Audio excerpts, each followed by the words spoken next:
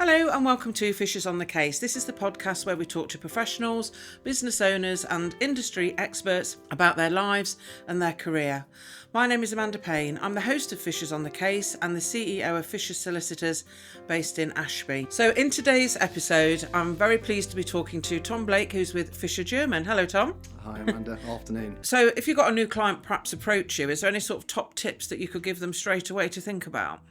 Well, depending on the nature of the property, but let's assume it's what we're used to dealing with. It's high value. It's rural. It might be quite complicated. Believe it or not, and this isn't set up, but one of the first things we would tell somebody to do actually is make sure their solicitor's got a file open, and they've started the early engagement with their solicitors. Okay. It is so well. I suppose it's no surprise. I think the national average is something like 29-30% of sales fall through, and I would say that a lot of that is probably due to the fact that the early due diligence on a file or on a property going to the market is not being completed, and you shouldn't be so fast to just. It's the common misconception of what agents do. Really, we genuinely do more than just take some photographs of a property, put it on portals and put a board up and wait for the phone to ring. I mean, that is part of it. There's a lot more that goes on in that marketing side as well from a proactive perspective. But actually now one of the biggest things that we do is getting the transaction over the line and making sure that it's set up in the first instance that we know that when we get it under offer, it's going to go over the line. I mean, don't get me wrong, there'll always be things that crop up along the way. There will, but we're pretty good with dealing with them. But it is engaging early with your solicitor.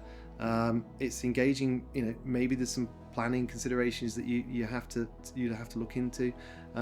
That will save so much time down the line. And actually, quite honestly, that's the biggest difference with dealing with, I don't know, perhaps a solicitor like you and agents like us. There may be, for want of a better expression, more of a high street approach where there might be a little bit cheaper. The value added is that initial advice that you get from us, from your solicitor, because you will save time and effectively save money, and ultimately you might get the sale through as opposed to it falling through by not taking that early advice and tackle any issues early you just doors. Got to. We live in such a transparent world now.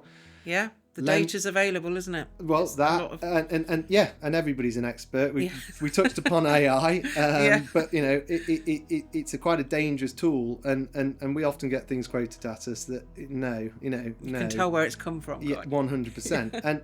and so we need to make sure that, or you need to make sure that you are being transparent. You can't hide away from these things. If your solicitor doesn't tell you about it, the lender on the other side and their solicitor will. It just can't be bypassed now. We do not live in that world, and it's changed a lot, a huge amount in the 20 plus years I've been doing it. So much so, even if you've got a ready and willing cash buyer, still the same amount of due diligence will be requested. Absolutely. It just will, because as frustrating as it might be for those on the outside looking in, the solicitor acting for that cash buyer is acting in their client's best interest, and they're not just going to let them spend however much without making sure the relevant checks have been done. Well, I absolutely agree, and it's a big I'm a big advocate of getting ready as your property goes on the market for sale to make sure that everything is checked off, forms are filled in, we can check we've got all the documents we need from the client in good time, so that once that offer is accepted, we're good and ready to go and issue the contract pack out straight away. I know some firms are not so keen on that, and there can be a few weeks delay before you even get a contract pack because they've not been working in advance. So I'm all for getting ready early. And in a market like it is at the moment, which is very competitive, it's also quite fickle. People perhaps don't buy property as they once did. They don't necessarily fall in love with it. They see it more as a commodity.